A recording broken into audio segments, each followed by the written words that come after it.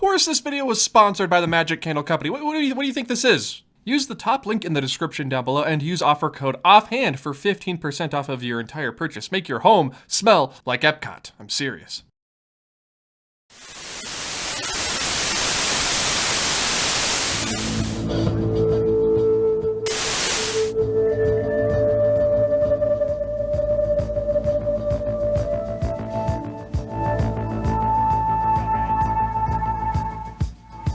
EPCOT Center. Celebrate as we create a new tomorrow. On behalf of the Disney organization, I would like to welcome you all to the opening day of EPCOT Center.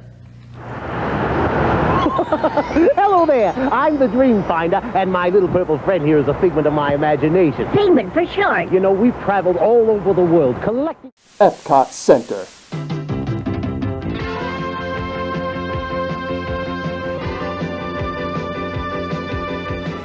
The opening ceremonies of the new millennium. Every day, every night at EPCOT. So, how was it? What? Mission Space. Well, it was fine. EPCOT.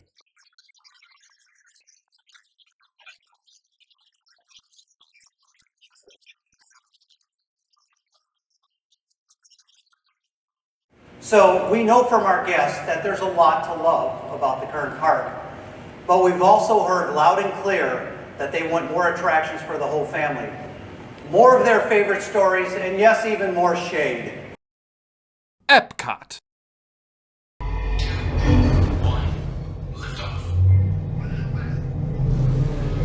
You're riding aboard the Mark V Starliner, the latest in space elevator design and technology. Today, you'll have a spectacular view of Florida and the Eastern Seaboard. Enjoy the ride. I'll be back in a bit with arrival information.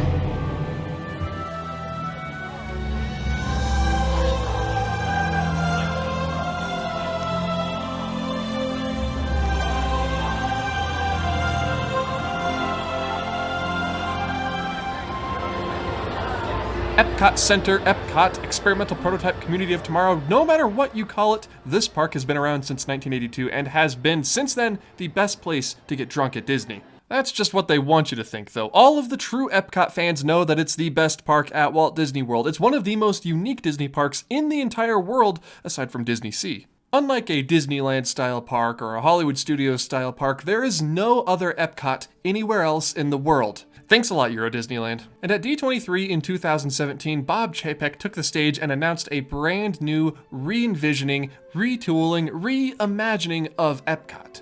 You know, Walt said that EPCOT would always be in the state of becoming, a place that changed with the times, the technology, and with its guests. So it was with that idea and all of our guest feedback that we began to envision what will be the biggest transformation of any park we've ever accomplished.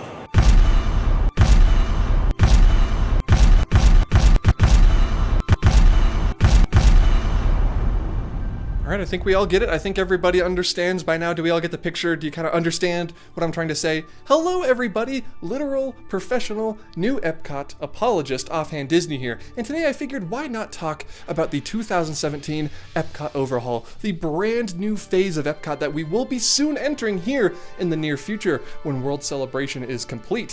What happened to it? What were we promised at D23 2017? What did we not end up getting? What did we end up getting just lessened a little bit? And what did we get completely true to the vision? We've been through EPCOT as a shining beacon of the future, a permanent World's Fair. We've been through abandoned 80s shopping mall EPCOT in the late 2010s. That was a time. And now we get to enter construction land. We get to enter a brand new celebration of the world around us. Or do we get to enter a disappointing new chapter in EPCOT's story? Who knows? I certainly don't. Let's go.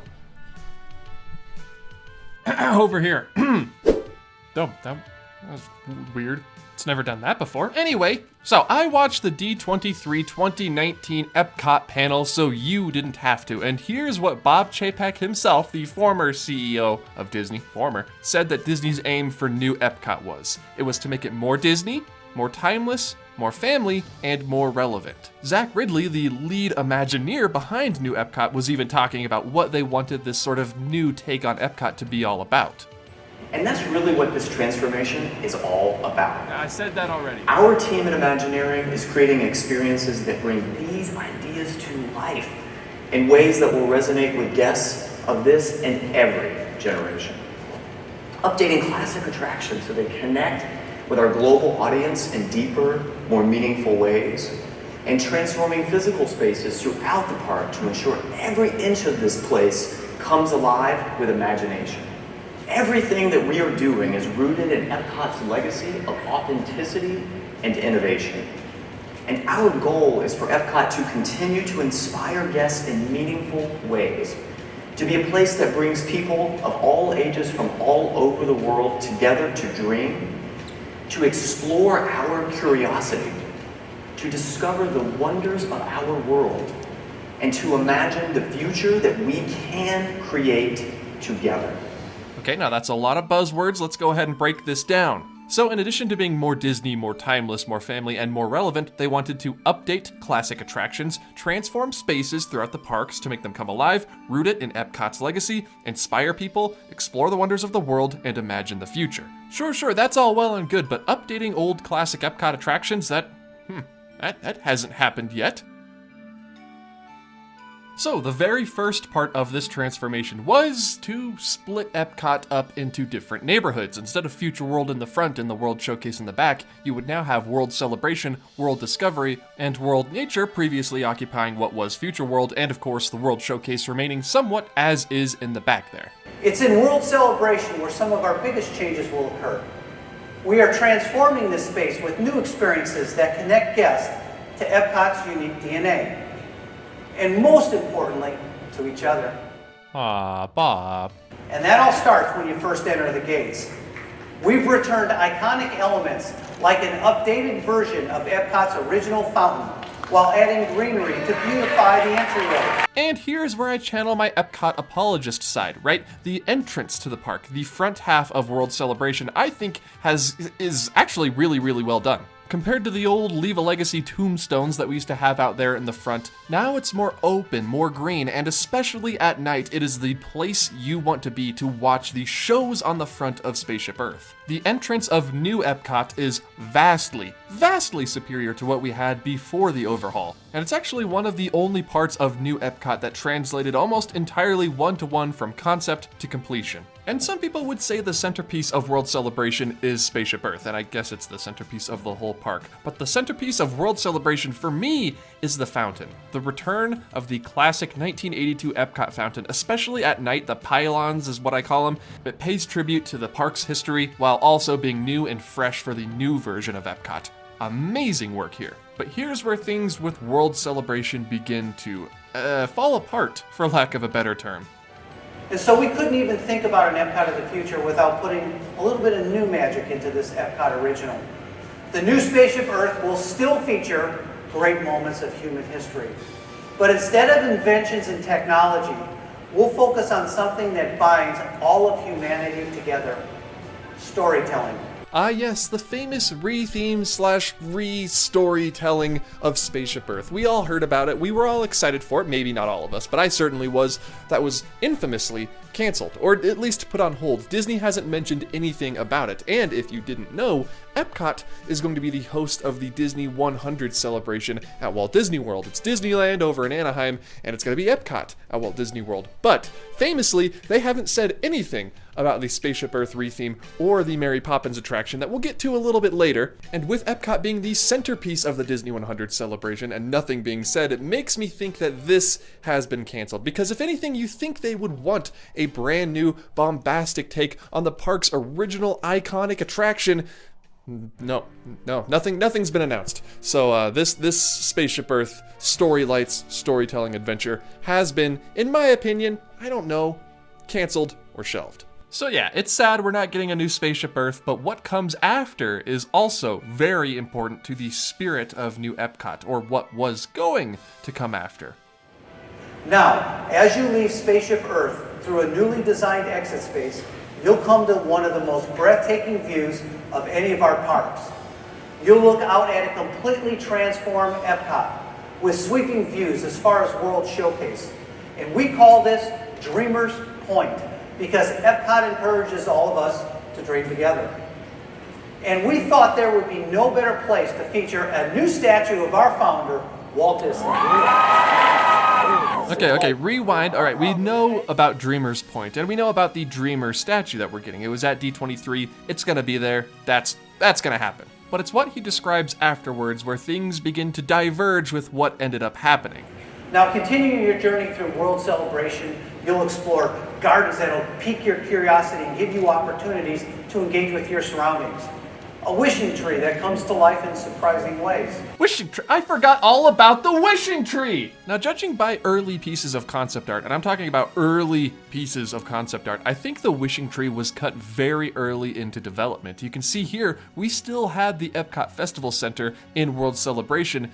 No wishing tree to be found. The thing that I can kind of get closest to maybe potentially seeing it being the wishing tree is if you squint here and you look at that, but potentially. But here, if you look at this concept that was featured at the Epcot Experience, you can see that the wishing tree maybe was behind the Festival Center. Conveniently obscured in almost every other piece of art that I can find. Now, I'm no gambling man, but if I were, I would put $100 down on the wishing tree being the first, or one of the first casualties of the cutbacks to New Epcot. What was it gonna be? I don't know. It's not happening now. A story fountain that celebrates the power and music of iconic Disney storytelling. Now, the Epcot Story Fountain is really hard to find information about because whenever you search for a new Epcot fountain or Epcot fountain concept art, story fountain, it just comes up with the brand new pylons up front. But it's pretty easy to guess that this fountain would be interactive and it would sort of change colors and move to the different songs that played, probably just different Disney songs that played in World Celebration. Now, was it a worthy successor to the Fountain of Nations? That's debatable. And a pavilion that's the perfect place for live events, which have become the home base for Epcot's signature festivals. It features a plaza level, a mid-expo level, and a park that sits in the sky with a perfect vantage point for all of our new nighttime spectaculars. This beautiful structure will have one of the most unique designs in any of our parks and will fast become a new icon for Epcot. You don't have to rub it in, Bob. I mean, seriously, what can I say to you all about the canceled Epcot Festival Center that I haven't already said before? It's a beautiful building that would have added so much to the skyline of Epcot, and it's a great place. The park at the top would have been an amazing place to go up and just get away from the crowds in the middle of the day. That's why I want the Disneyland People Mover to come back. That's why I like the People Mover over at the Magic Kingdom. Somewhere to just be at the parks without having to do an attraction, while also, making use of the facilities available to you. Tiki room, sort of thing, I'm super sad this didn't end up happening. We're getting Communicore Hall, which is something, but Communicore Hall is its own separate entity, its own different beast we gotta talk about, because that is a hilarious story. But man, I think just this festival center not happening, not going through, is the saddest. It's my personal biggest loss from the cutbacks to New Epcot, and I will always remember it in my heart. Maybe someday. If anyone knows where the miniature is, let me know. I would love to get my hands on it. Now let's visit World Discovery, where stories about science, technology, and now intergalactic adventure come to life. And as you know, we're developing a Guardians of the Galaxy themed attraction that will be the first Otherworld showcase pavilion at Epcot. Not much I can say on Guardians here. It turned out really well. Yes, the pre-show did have to be, brought down a little bit. We didn't get that giant space window with Rocket and Groot. But overall, from what I've gauged so far, aside from a few wonky plot points that don't really make sense, the ride itself is widely regarded as one of the best coasters at Walt Disney World, if not the best coaster. But we all know the real best coaster is living with the land. But yeah, not much for me to add on the whole Cosmic Rewind thing. The Galaxarium is beautiful, the ride itself, amazing. And it even stayed true to the concept art for the exterior for the most part, so the Epcot apologist in me says that this was a great, great success. So as long as we're talking about space, let's talk about another offering coming to World Discovery. We're expanding Mission Space Pavilion to include a new restaurant that's going to be, well, out of this world. Space 220 is a fine dining concept for Epcot where you board an elevator in Epcot and you were taken 220 miles up into space to have a dining experience. Immerse you in the dining experience from the moment you step in until the moment you leave. While you're dining outside the window, ships come and go, astronauts are working, and space tourism is all around you. Okay, you know what? Screw the haters. I love Space 220. Okay, a little pricey? Sure. If you're trying to eat at Space 220 on a budget, maybe hit up the lounge. The lounge is just as good, and it's in the same big room. But the food is good, the atmosphere obviously is amazing, and it's sort of like a spiritual successor to like Space Station X2 from Disneyland or Horizons. It's that sort of vibe you get in Space 220. Even if it's just a one and done, I highly recommend you check out Space 220 if you ever get the chance. It feels like classic Epcot. So it looks like we got back-to-back winners. Good job, Disney. Good job on this one. Now, we previously announced that the pavilion that once housed the wonders of life would be transformed into a place celebrating the power of play. In this digital metropolis called Play Pavilion, you'll discover an interactive city bursting with experience, games, and activities that connect you with your friends, family, and some of your favorite characters. Ooh, now the Play Pavilion. You all know my opinion on the Play Pavilion, right? They announced it, and I think a whole pavilion based on the internet culture from 2018 is a very bad idea. It would date itself very quickly, and it seems that Disney has listened. They have since gone back to the drawing board with the Play Pavilion. Okay, I have some insider info here, and I don't want to leak too much.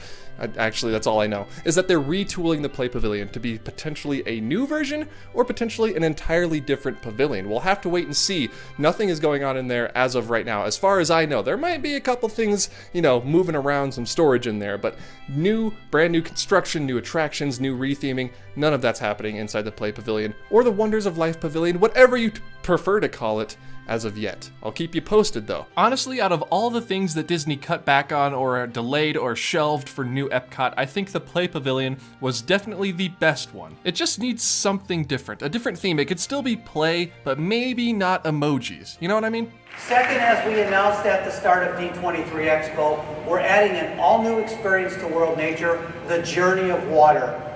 It's a lush, Moana-inspired exploration trail that allows guests to meet and play with magical living water.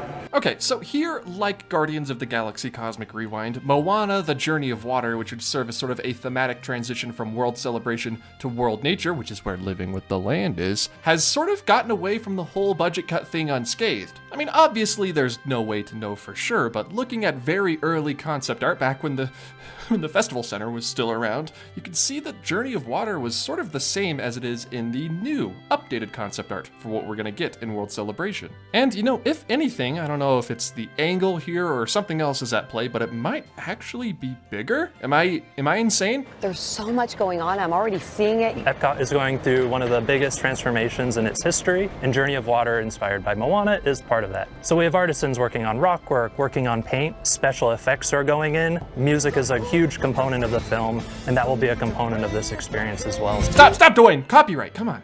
I do, however, find it interesting that Reed, our Imagineer friend, said that water and music will interact in Journey of Water. Does that remind you of a certain canceled Epcot fountain that we talked about earlier? Something to think about. Guests enter into the experience. We really want them to be surrounded by this kind of lush Polynesian environment, surrounded with, of course, water and a few familiar characters from the film. We have probably a dozen characters that are hidden in nooks and crannies throughout the experience and within the waterways. There is one very recognizable character and very present character, and that's Te Fiti. Te Fiti and the rest of her friends will make an appearance in World Celebration by the end of this year when the rest of it opens. Now our next update is the France Pavilion, which is already a fan favorite, but will soon also become a family favorite. And also coming to the France Pavilion will be Remy. Of course, the culinary king of Paris, with Remy's Ratatouille Adventure. Now this attraction will be situated in an entirely new area of the pavilion. And inside, guests will shrink down to the size of Remy and then race through Gusteau's famous restaurant on a wild adventure.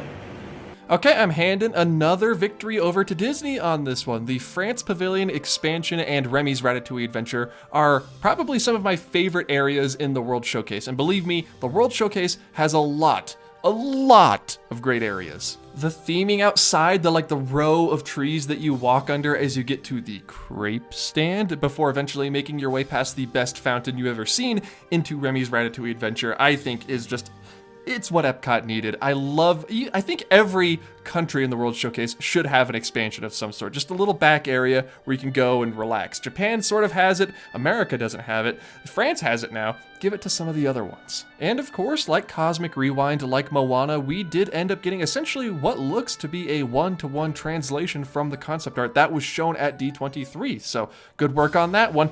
But this, everyone, is the big one. Okay, last week we got a bit of a leak in the Disney Parks community for a project that was shelved or canceled for Epcot's World Showcase. But for this one, I think we should let Bob explain.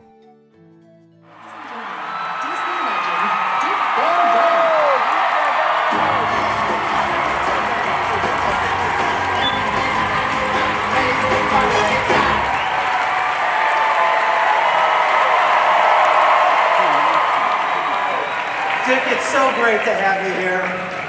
Thank you. I wouldn't be anywhere else right now. Oh, we wouldn't let you be anywhere else.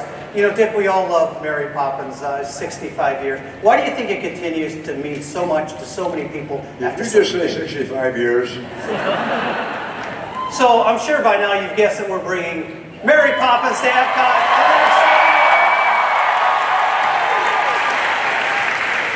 The United Kingdom Pavilion will be home to the first ever Mary Poppins attraction in a Disney theme park. Can you imagine that?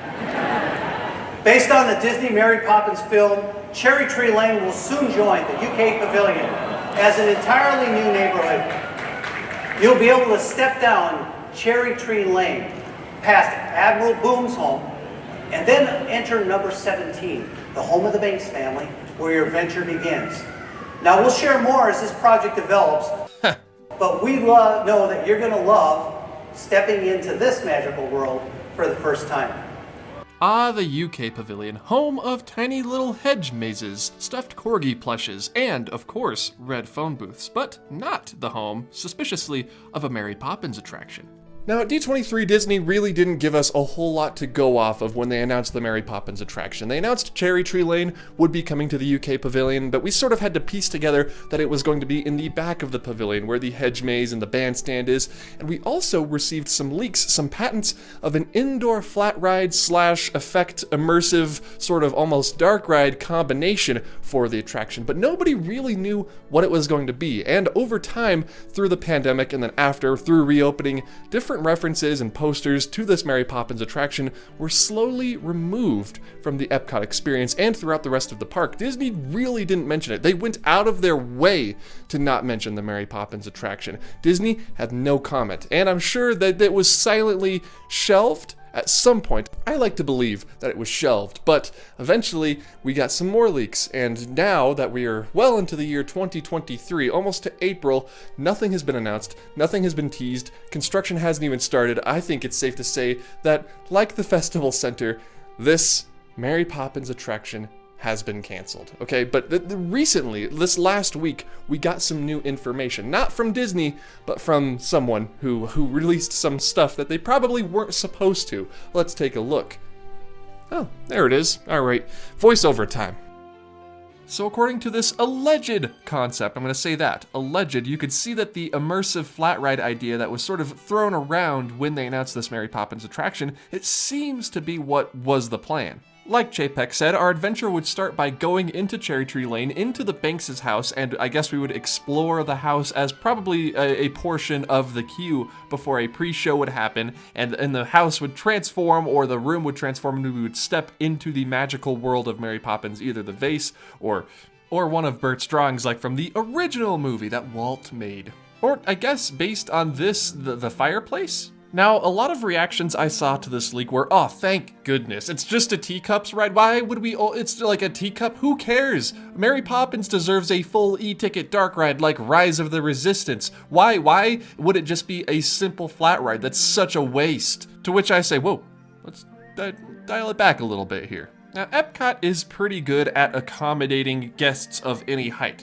Children who want to go on attractions. I count 7 attractions they can go on, being any height. You know, there's no height limit, you can go on it, and one of those rides actually is Living with the Land. But how many simple, quick loading, easy to experience flat rides exist at Epcot? Flat rides, for those of you who don't know, are attractions like the Teacups, like the Astro Orbiter, just your really easy sort of fairground style attractions. How many of those are there at Epcot? The answer is 0. Yes, Mission Space does spin you around, but it's a little too fast for the kids. I think the past couple of years of the Disney parks have sort of conditioned everybody to expect every brand new attraction to be a hyper-immersive, trackless, high-tech dark ride like Rise, like Runaway Railway, like Tiana's Bayou Adventure. Not trackless, but you kind of get what I'm saying. I am of the simple opinion that an indoor, effects-heavy flat ride would have been amazing for Epcot, especially at the back. We've got our Guardians of the Galaxy Cosmic Rewind and our Tron Light Cycle run for the older audience. I think the younger kids deserve something too. I mean, don't you? I just think that everyone's so used to these brand new huge attractions coming that it's time to like realize that they can open smaller rides and it's okay. Although the fact where I do kind of agree with people is, was Teacups the right choice, right? We're a Teacups clone from the Magic Kingdom. The British love their tea, all right? We all know that, but I think maybe, wouldn't a carousel be more appropriate for Mary Poppins? That's just me just thinking out loud, Disney. Honestly, I think it's kind of a good thing that Disney canceled this. In fact, I'd like for them to come out and say that this has been canceled. I think just putting that to bed once and for all would be a good thing. Either that or, like we said, it's shelved or they've decided to go in a different direction altogether with this attraction and they'll announce in 2027 that they're gonna actually open a Mary Poppins dark ride. We'll see. We don't know. I certainly don't. And really quick, of course, who can forget about Harmonious? They wheeled those barges in there, they played the show for a while, and now they're gonna wheel them right back out, and the show is going to be replaced with a brand new Epcot nighttime show. Not Epcot Forever, something brand new. I'm talking brand new. And then you, of course, have the new Reborn Club Cool. Cheers. Cheers, fellas.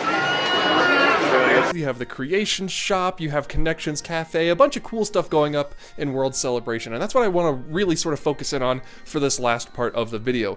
World Celebration being the focus, the center of Epcot, essentially is the part of the park that was hit the heaviest. So here we go. For reference, this is the original piece of concept art for the pre-COVID 1.0 new Epcot World Celebration. Note the Festival Center, you have the Creation Shopping Club Cool there on the left-hand side, Spaceship Earth, Moana, all of it is there. Here is the revised concept art. You notice anything new, anything added? Recently, and by recently I mean like a month ago, it was announced that Communicore Hall would be built as a sort of homage to the original Communicore and as a Mickey and Friends meet and greet and permanent festival center. Bye bye Mushroom Building.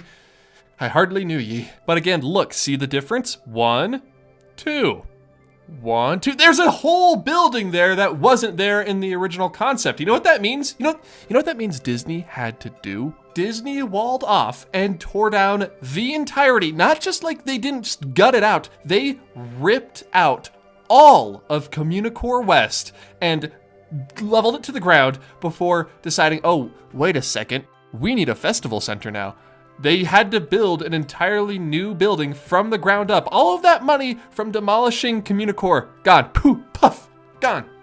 Wasted. They also, had to split up what was previously all going to be at this festival center into different aspects of World Celebration. That's why we have Communicore Hall over here for the meet and greets and the festivals, but we also have Communicore Gardens over here for what was going to be on the roof of the old festival center, so you could look out over Epcot and have a wonderful time with your family and friends. And also we have the Communicore concert venue.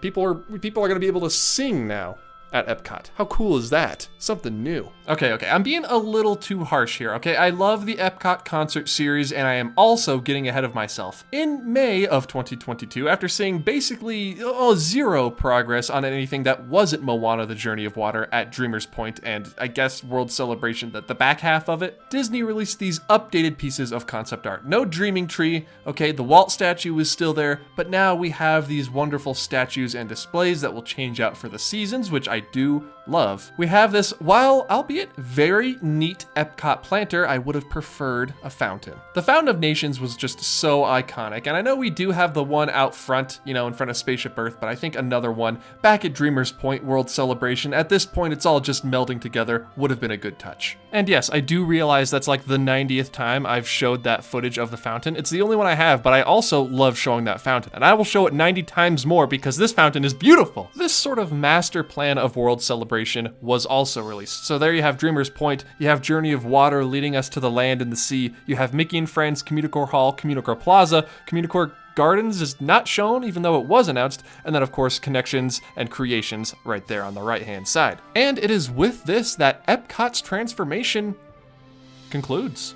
That's it. Now you may be saying to yourself, well, you missed a couple of pavilions. What about Journey into Imagination? Maybe there's a couple countries in the World Showcase that certainly need some help, and you may think that, and you may be correct. Over here in World Discovery, minus the whole Play Pavilion thing, which I think is for the best, it sort of worked out the way they wanted it to. Test Track, Space 220, and Guardians of the Galaxy all are open, operating, and doing well. Meanwhile, over on the other side of the park, World Nature remains relatively unchanged. Minus Moana, all of that is just essentially what we have today and what we had before. It doesn't look like the land or the the seas got any updates at all, even in this original master plan. But looking at one certain attraction, Journey into Imagination, which is back in World Celebration, you can see that there's some prismatic lighting packages that are there, glowing inside of the Imagination Pavilion, which makes me think that they had a plan at some point for something. I thought it would be at Destination D23 last year. It wasn't. They faked us out with the meet and greet at D23. No updates to the Imagination Pavilion are known as of yet, unless it's like very deep rumblings within Imagineering. But you know what Disney loves? Synergy. And who has a new movie in the works? Figment does. Now, we don't have any sort of time frame on this. We don't know what this movie's gonna look like, but, okay, Seth Rogen, Benji, and Dan, you are our last hopes. You hear me? Benji, do it for the Dreamfinder. One thing I don't see a whole lot of people talking about in this old piece of concept art, though, is the absence of a World Showplace, or former Millennium Village, in between the UK and Canada. World Showplace, for those of you who didn't know, is this sort of weird flex space between the UK and Canada that is sort of the de facto festival center. It would host different vendors and food stalls and performances based on what festival was going on at the time. Now, the funny thing about the new concepts, the updated ones that we got for what we're actually going to get in new Epcot, the World Showplace is just out of frame, just out of view. You can't quite see it. I mean, look at this. You can't see anything now. I can only make out a couple pixels. Wait, what's that? So, no new plans for Journey into Imagination, nothing for Test Track. The Odyssey was the Epcot experience there for a while, which was amazing, and so I'm assuming it's just going to be another food stall for the festivals, like it currently is. No Coco re-theme for the Grand Fiesta Tour, like was heavily... Do I want to say rumored, or is that just what people want to happen, you know? There's a difference. The Land and Sea Pavilion essentially stay the same, and that is new Epcot. So, now that we've very quickly, very lightly touched upon the changes, the concepts back from 2017, what ended up happening, what didn't end up happening for new Epcot, let's head all the way back to the very beginning of the video to just go over all of the qualities, all of their main focus that they wanted new Epcot to be. What were their flagship ideas behind this new sort of take behind Epcot? I say it's a sort of take, because it is. It's a sort of take. A sort of a take. Go back to the front of the video, the beginning of the video. This is what Epcot will become. It's a park that will be more Disney, more family, more timeless, and more relevant to the millions of guests that visit us each year.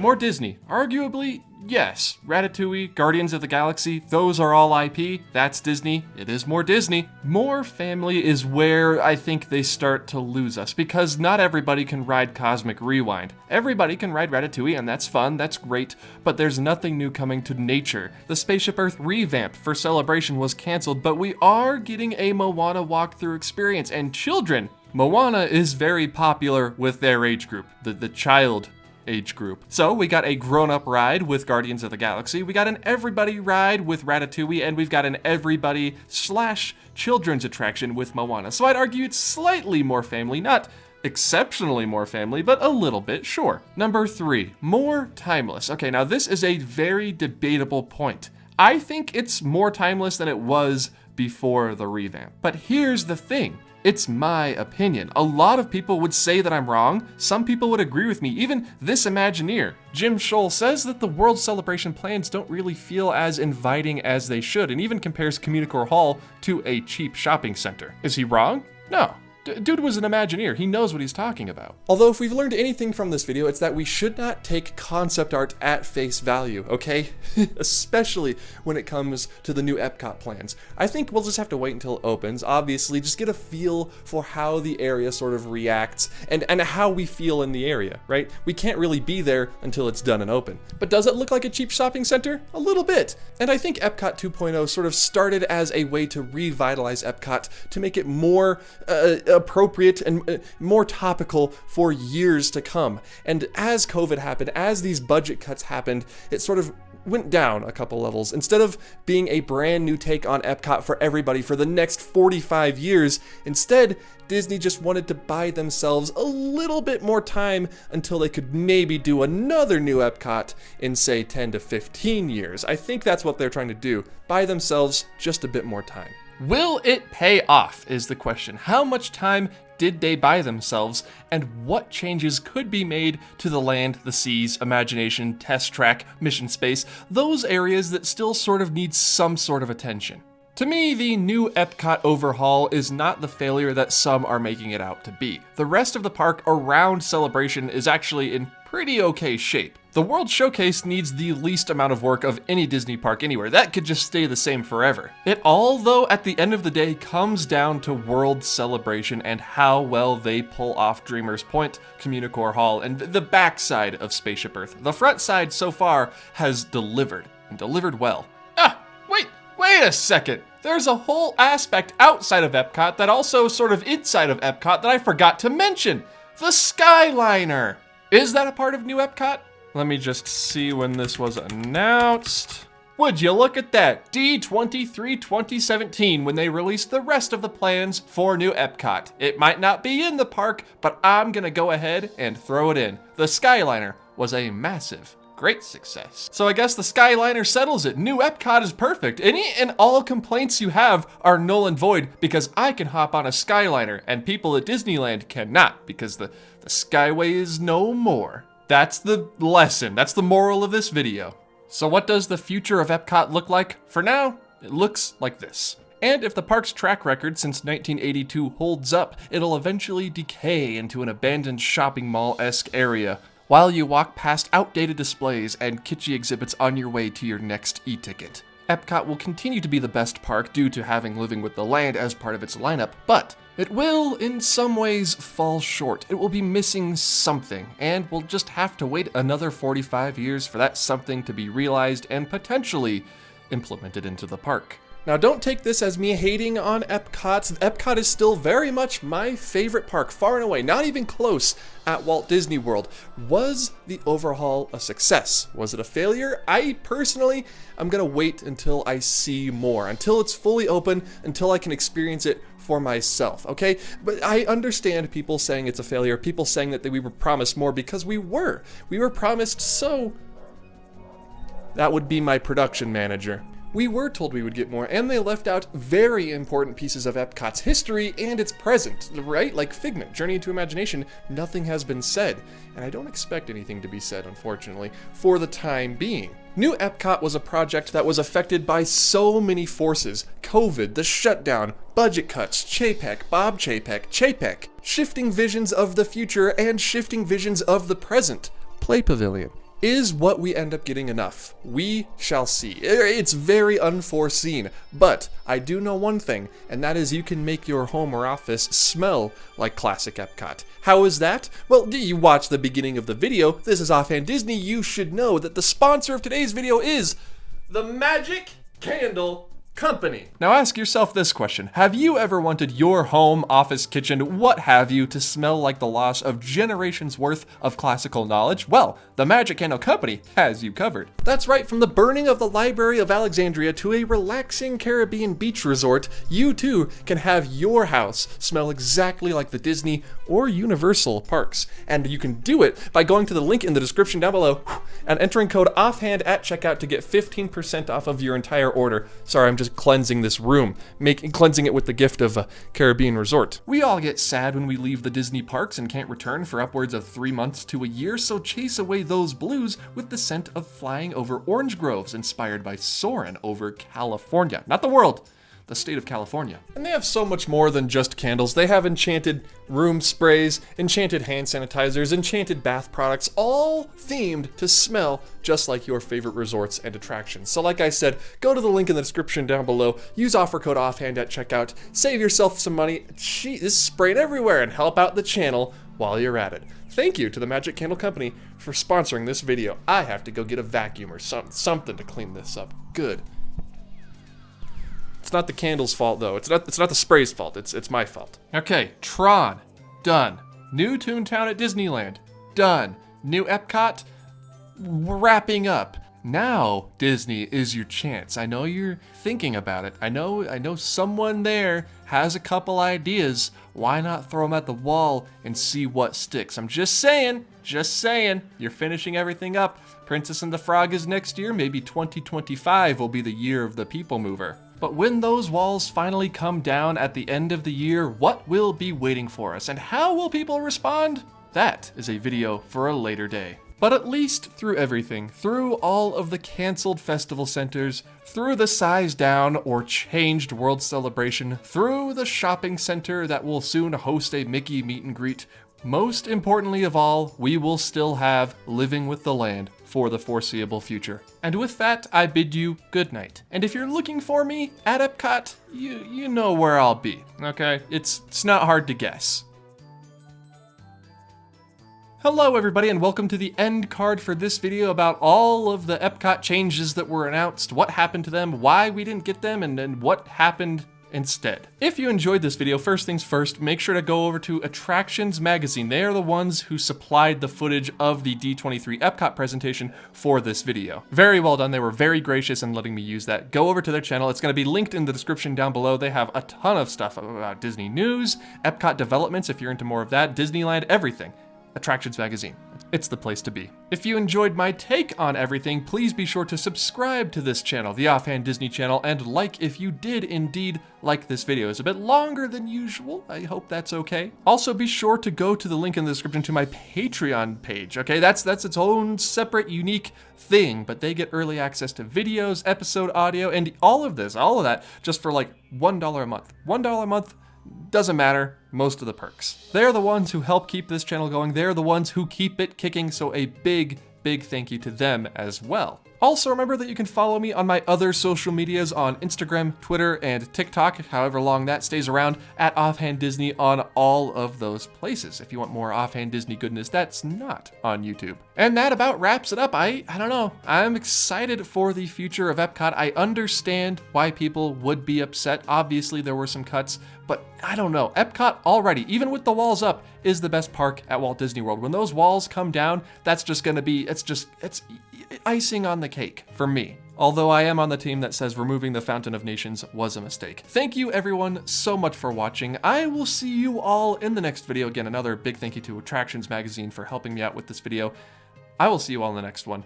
Goodbye.